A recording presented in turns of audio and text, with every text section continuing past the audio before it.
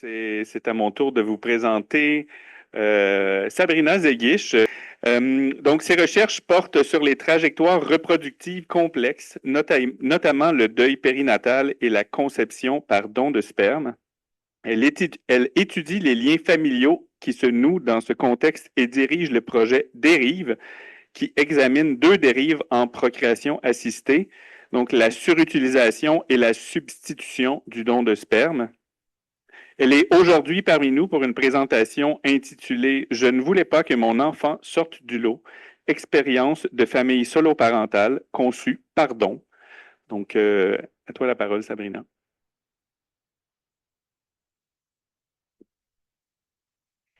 Bonjour tout le monde. Merci Simon pour cette présentation. Et merci aussi pour l'invitation. Je suis très contente d'être ici avec vous aujourd'hui pour vous parler d'un projet auquel j'ai contribué comme co-chercheur. Et ça va venir tout à fait être dans la continuité de ce qui a été présenté ce matin par Sacha et Grace. La présentation que je vais faire aujourd'hui est tirée d'un projet plus large qui va au-delà juste des familles solo-parentales par choix, mais aujourd'hui je vais vous présenter donc ce sous-échantillon qui concerne ces familles-là. Ok. Donc une petite mise en contexte très brève parce que le décor a été quand même assez bien campé par les deux présentations qui m'ont précédée. Donc au cours des dernières décennies, on a vu donc des évolutions en matière de technologie, en matière de reproduction, et puis des changements aussi sociaux, donc des mutations en termes de normes sociales qui ont permis l'émergence de nouvelles configurations familiales, en l'occurrence les familles solo-parentales conçues par don. Donc, si les familles monoparentales ont souvent été ou longtemps été étudiées sous le prisme de la séparation, du divorce, du veuvage, donc de rupture conjugale, ici, les familles que je vais aborder, comme l'a très bien montré Grace, elles sont nées d'un projet parental autonome qui est pensé ou qui a été pensé en dehors de la conjugalité. Ces familles, elles invitent donc à déconstruire plusieurs normes. La norme conjugale, comme l'a bien montré Sacha, et aussi la norme biparentale qui en découle, et aussi elle met à l'épreuve les normes de filiation. En ce sens qu'elle nous invite à dissocier en fait les liens génétiques, l'autorité parentale et l'expérience relationnelle. Et pourtant, ces familles, elles occupent encore une place peu visible dans l'espace public, comme ça a été montré ce matin, et elles occupent une place encore relativement récente dans les sciences sociales. Une petite mise en contexte plus précise du don de sperme au Canada, un peu pour camper aussi l'expérience des familles dont je vais vous parler. Donc, au Canada, il faut savoir que donc, le don de gamètes est strictement cadré par la loi sur la procréation assistée qui interdit toute forme de rémunération. Donc, le don est altruiste. Et en plus de ça, il est anonyme. Je ne vais pas rentrer dans les détails parce qu'il y a tout un mouvement qui veut un peu repenser l'anonymat des donneurs. Mais ce qu'il faut savoir, c'est ce cadre législatif-là, il a un effet que, en tout cas, certaines personnes voient une causalité entre le don altruiste et la pénurie des donneurs canadiens. Je ne vais pas rentrer dans ce débat, mais la pénurie est réelle. Et pour contourner cette pénurie et l'anonymat des donneurs, de nombreuses personnes qui ont recours à l'insémination avec donneur, dont les mères solo, vont se tourner ou peuvent se tourner vers des banques de sperme américaines. Et il faut savoir que ça va accroître les coûts qui vont découler de ce processus parce que ce ne sont pas, donc ça ne va pas être pris en charge par le régime public. Et en parlant justement de prise en charge, donc au-delà du prix des paillettes de sperme, ce qu'il faut savoir, c'est un peu que la législation, elle est variable d'une province à l'autre et même au sein d'une même province, d'une époque à l'autre, tout n'est pas pris en charge de la même façon. Donc, je vais juste vous dresser brièvement le portrait de provinces qui nous concernent aujourd'hui parce que ce sont les deux provinces dont sont tirées les données. Donc, au Québec, Donc avant 2010, aucun traitement n'était remboursé, donc il y avait juste des déductions fiscales qui étaient proposées. Et entre 2010 et 2015, donc la situation s'améliore, il y a 6 inséminations intra-utérines et 3 cycles de fécondation in vitro qui vont être remboursés. Et après 2015, la situation change à nouveau. Et donc la FIV, donc la fécondation in vitro, n'est pas remboursée. Ce sont des crédits qui sont offerts sous réserve de répondre à certaines conditions. En Ontario, il y a moins de remboursement, donc il y a seulement un cycle de fécondation in vitro qui est pris en charge, mais ce remboursement exclut les médicaments, le stockage des gamètes et les tests génétiques. Pourquoi je vous parle de ça un petit peu? Pour vous expliquer que ça peut représenter un fardeau économique sur les épaules des personnes qui passent au travers de ce processus.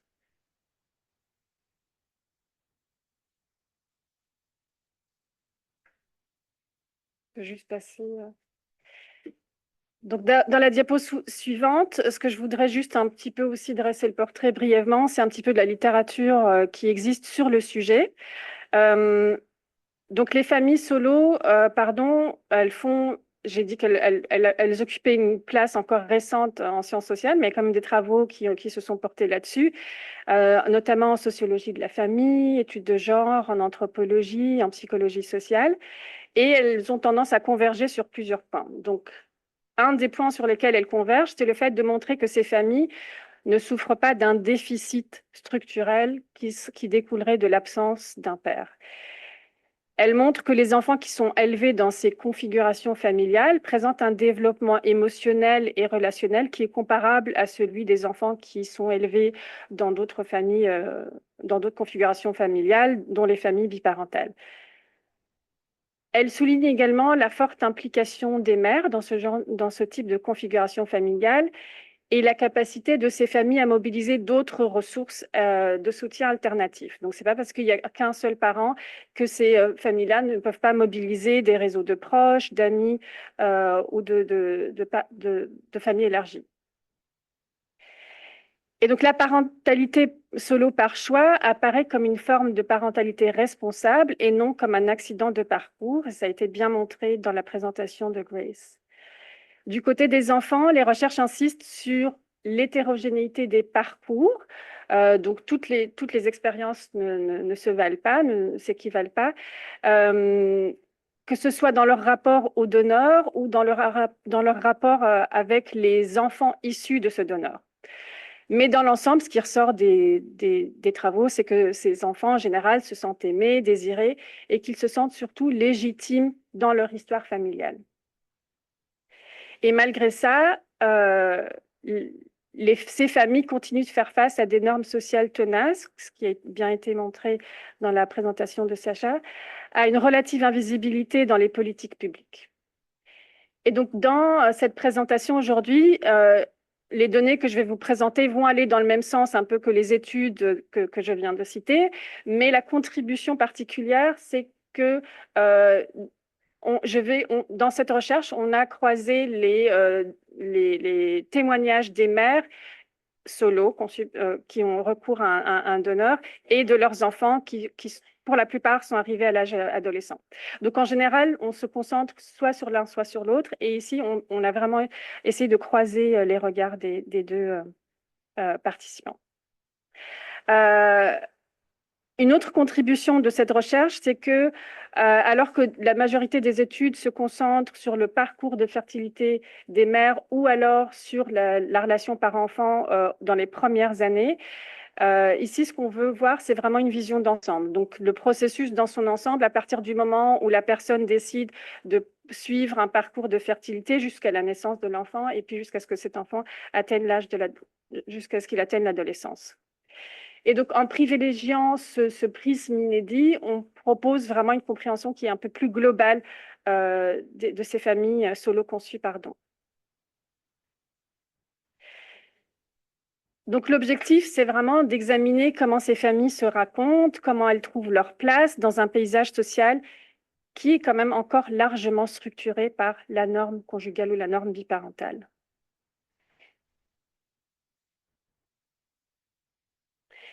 Et donc, comme je vous le disais tout à l'heure, les données que je vais vous présenter aujourd'hui, elles découlent d'un projet qui est beaucoup plus large, qui s'intéressait donc aux familles conçues, dans 3 configurations familiales. Donc, il y avait des familles hétéroparentales, des familles lesboparentales et des familles soloparentales.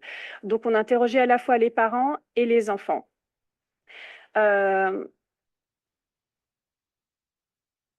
Et donc, l'objectif, c'était vraiment de mieux comprendre l'intégration des trames narratives, donc comment les enfants ont intégré leur mode de conception, comment ça a été reçu par ces enfants-là, et quel impact ça a sur leur sens subjectif de l'identité. Et donc, ce projet est dirigé par la professeure Isabelle Côté, qui est professeure au département de travail social à l'UCO. Et comme je vous l'ai dit, donc j'y ai contribué à titre de co-chercheur, au même titre que d'autres de mes collègues. Donc, c'est vraiment une équipe interdisciplinaire ou multidisciplinaire. Donc, on a des personnes à la fois en travail social, mais aussi, moi, j'ai une formation en sociologie. Certains membres de l'équipe sont en sciences infirmières ou en psychoéducation, en psychologie.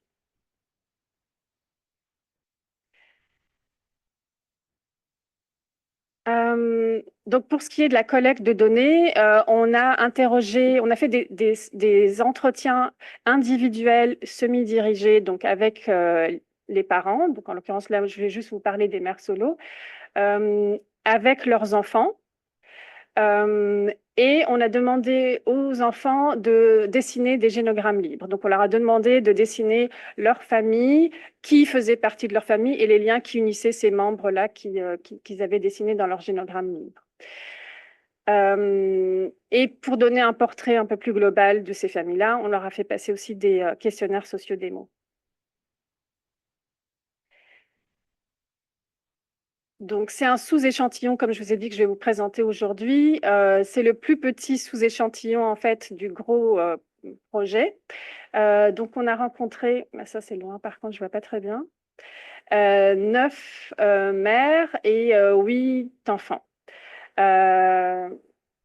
Bon, j'y vais aller de mémoire parce que je ne vois pas très bien, c'est assez petit. Donc, la moitié avait eu recours à un donneur à identité fermée, l'autre moitié à identité ouverte. Et dans 2 cas, en plus du don de sperme, il y avait aussi un don d'ovocytes. Euh, et puis, l'âge des enfants, ça allait de 9 à 16 ans. Donc, voilà. Alors, pour les résultats, donc, il y a 3 grands thèmes dont je vais vous parler aujourd'hui. Donc, le premier thème, c'est vraiment concevoir un enfant seul. Le deuxième, ce sont les pratiques et les récits de dévoilement. Et le troisième concerne la figure du donneur. Pour ce qui est du premier thème, donc dans les récits recueillis auprès des mères ayant eu recours à une insémination avec donneur, la décision de concevoir un enfant seul est rarement décrite comme un choix par défaut. Ça rejoint ce que nous disait Grace tout à l'heure. Donc, il s'agit au contraire d'un projet mûrement réfléchi, souvent construit sur plusieurs années. Alors, parfois, à partir d'une expérience marquée par des déceptions conjugales, mais parfois vraiment parce qu'il y a eu une absence d'un désir de couple durable.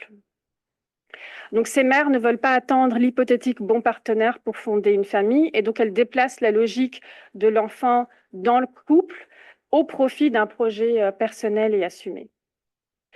Et elles revendiquent ainsi donc leur autonomie reproductive, en rupture avec l'idée selon laquelle la maternité devrait forcément découler d'une relation conjugale. Et donc Claudie, 49 ans, nous dit « Je n'ai jamais eu envie de faire un enfant avec un homme juste pour ça. Si je voulais un enfant, je pouvais le faire seule. » Mais ce choix, néanmoins, s'inscrit quand même dans un contexte institutionnel contraignant. Les mères témoignent des difficultés à accéder à des donneurs canadiens, comme je vous l'expliquais un petit peu en vous dressant le portrait du don de sperme au Canada. Souvent, elles se trouvent obligées de recourir à des banques de sperme étrangères et elles évoquent donc le coût élevé qui en découle. Elles expliquent aussi les difficultés logistiques qui découlent de ce processus aussi, c'est-à-dire les longs déplacements parfois qu'elles doivent faire jusqu'à la clinique de fertilité, l'attente, l'incertitude. Et certaines parlent aussi de la solitude qu'elles ressentent en vivant ce processus qui est fortement médicalisé. Et donc, Christine, 46 ans, nous dit c'est un parcours du combattant. J'ai dépensé plus de 15 000 dollars seule, sans certitude que ça marcherait.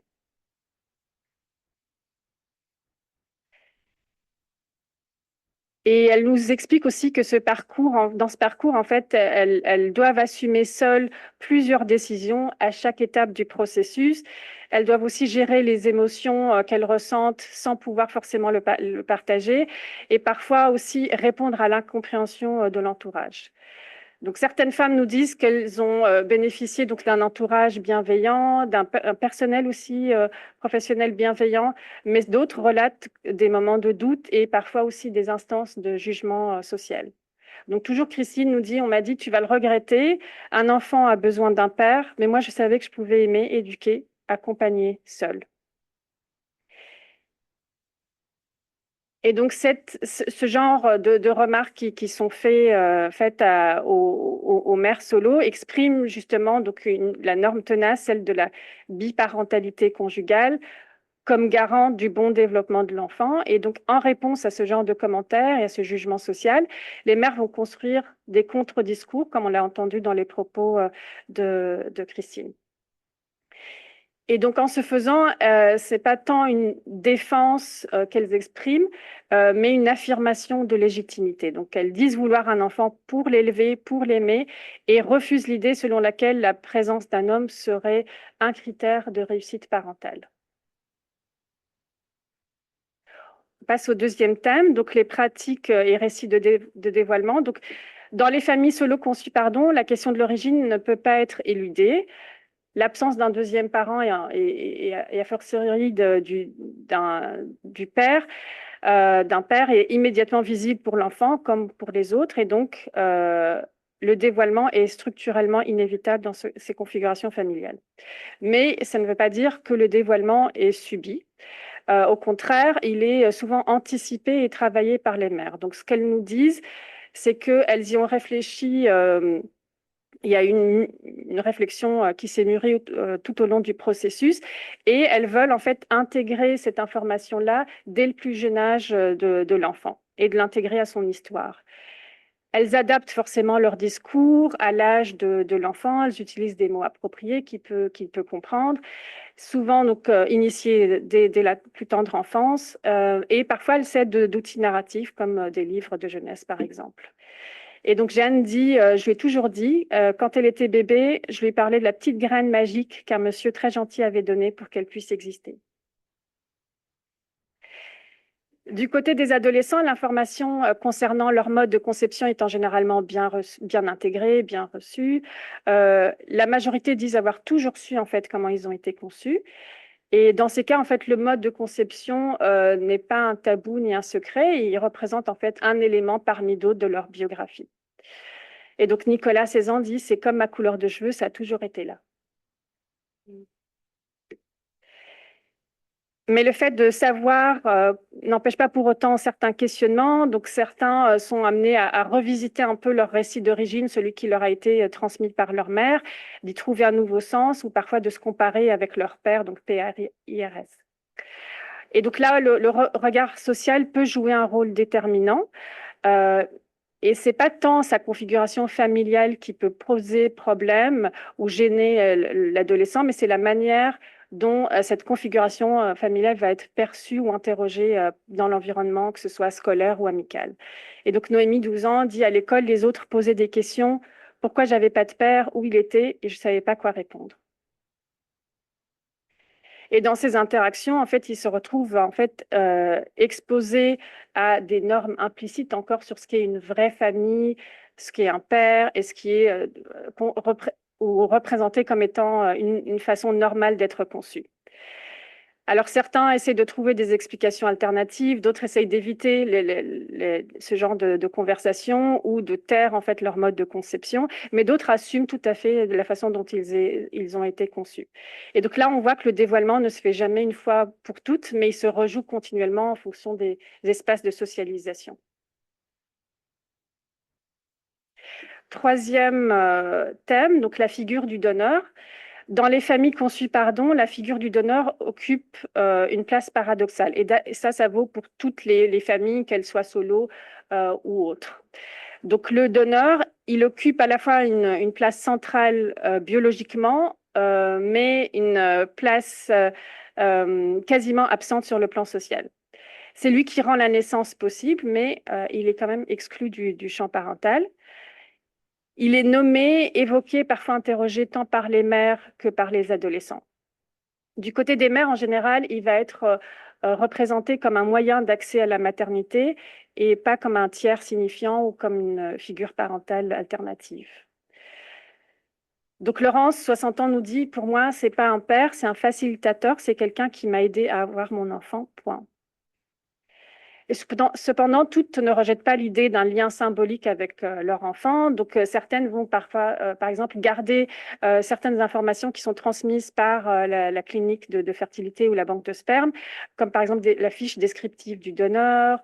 Parfois, on peut avoir aussi des photos du donneur ou des morceaux de photos du donneur, une lettre qui leur est écrite, dans l'idée de le transmettre un jour à son enfant si jamais il a besoin d'informations supplémentaires pour construire son récit. Du côté des adolescents, là aussi, les représentations sont ambivalentes. Certaines le décrivent comme un inconnu sans importance, un simple monsieur ou un donneur, sans fonction affective ni statut familial. Et donc Nicolas dit, c'est juste un gars qui a donné son sperme. Il n'est pas dans ma vie, je ne pense pas à lui. Mais chez d'autres, le donneur peut devenir une figure un peu plus investie. Et donc, il peut susciter des questions, de la curiosité, parfois même une certaine projection. Mais ce n'est pas nécessairement un désir de relation, là non plus, mais plutôt une curiosité de savoir d'où l'on vient à travers justement ces informations qu'on voudrait glaner du donneur. Et donc Evelyne dit, je me demande souvent s'il me ressemble, s'il sait que j'existe, ce qu'il fait dans sa vie.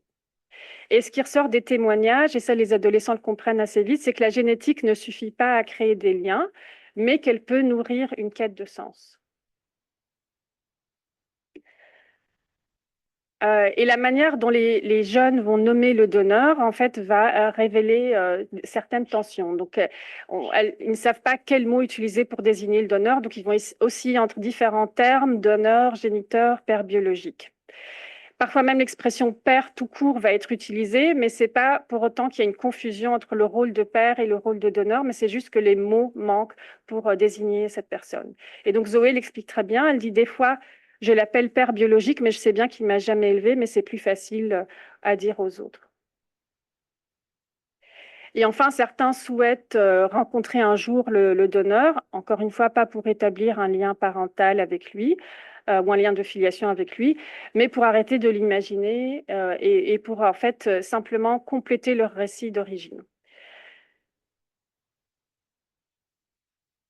Et donc, pour conclure, donc les récits croisés des mères solo ayant recours à une insémination avec donneur et de leurs enfants permettent de mettre en lumière des trajectoires parentales et filiales hors des modèles dominants, mais des trajectoires qui sont quand même pleinement investies.